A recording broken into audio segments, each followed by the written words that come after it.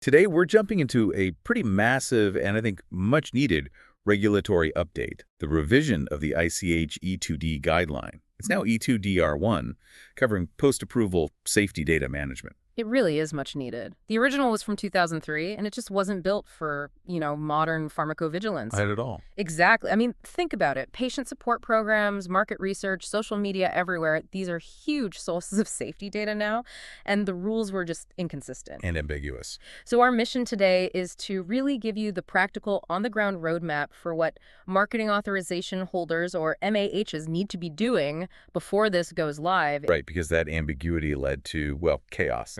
Different reporting, inconsistent data quality. And that's what E2DR1 is meant to fix, starting with this new foundational concept they've introduced. Yes, the Organized Data Collection System, or ODCS. ODCS. It's in Section 2.8, and it formalizes the whole idea. An ODCS is basically any planned activity that gathers safety data for your product.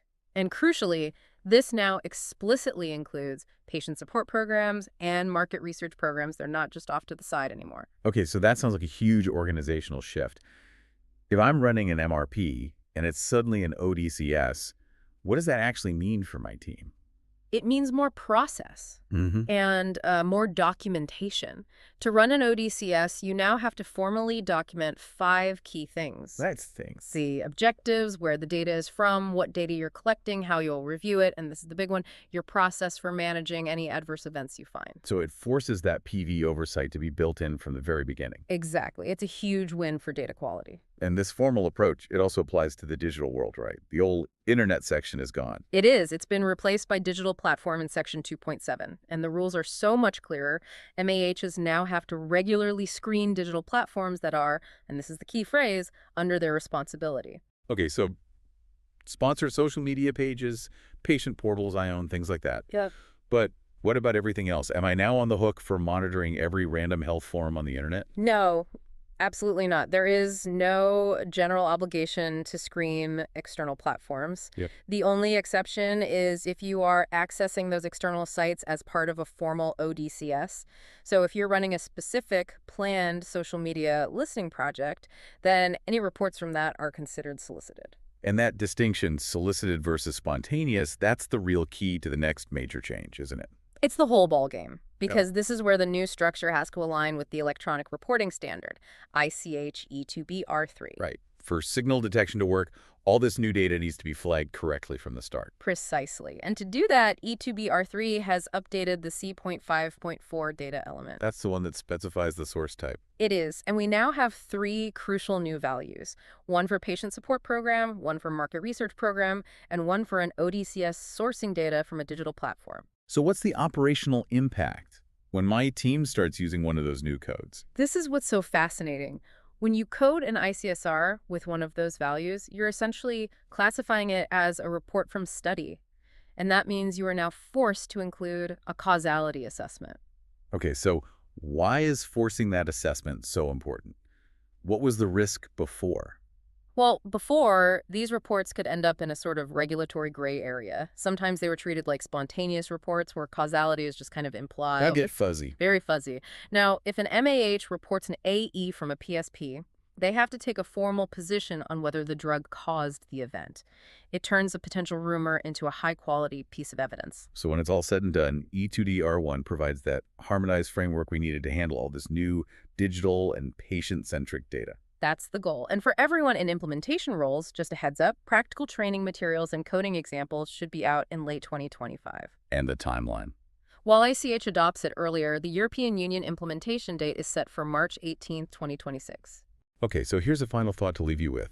This new guideline, it also clarifies that certain other observations, things like off-label use or exposure in pregnancy, but without an associated adverse event, they only require an ICSR if local rules demand it. Right. That flexibility is new. So how will that flexibility impact the global volume and, I guess, the focus of safety data collection moving forward? Something to mull over until our next deep dive. Okay, let's look at operational best practices in Chapter 6. They added a really necessary section on duplicate management. Duplicates have always been an issue, but, with digital platforms and all these intake channels, the problem's just gotten worse. It really negatively impacts signal detection accuracy. So the guidance now mandates clear strategies for detection. What are some common examples they cite? Things like getting the same event report from a consumer and then also from their HCP, or finding the same case in a literature screen and then getting a direct submission. MAHs have to have a robust process now to detect and merge or link these cases right away. And for literature reporting, the time clock is still crucial. Day 0 starts when the MAH, or their vendor, identifies enough info for an ICSR. What happens when the article is, ambiguous about the actual product? A very common practical issue. If the brand or trade name is unknown or ambiguous, the MAH should generally presume it's their product and report the ICSR. That is, unless a definitive determination can be made that it's not their product. The burden of proof is on the MAH to rule it out. So the safest assumption is to report. The safest assumption is to report. And finally, we have clarified guidance on reporting those other observations, lack of efficacy, off-label use, and so on. We do. While the general rule is that these should only be reported if required by local regulations, the expanded guidance helps MAHs understand precisely when those requirements kick in. It's a subtle but important expansion. Looking ahead, the formal adoption of E2DR1 is going to trigger subsequent revisions in key regions. It will. For those of you operating in Europe, the implementation of E2DR1 will mean a revision of GVP Module 6. The one governing collection and submission of suspected adverse reactions. That's the one.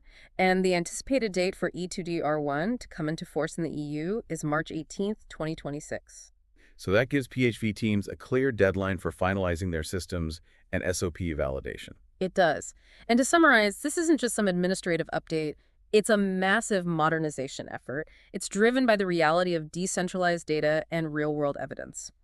E2DR1 provides that modern, harmonized framework to handle these complex data flows. So what does this all mean for you right now today? The bottom line is that these guidelines mandate organizational shifts, and they mandate documentation requirements to handle complex data streams like PSPs and MRPs. It's formalizing processes that were, gray or inconsistent before.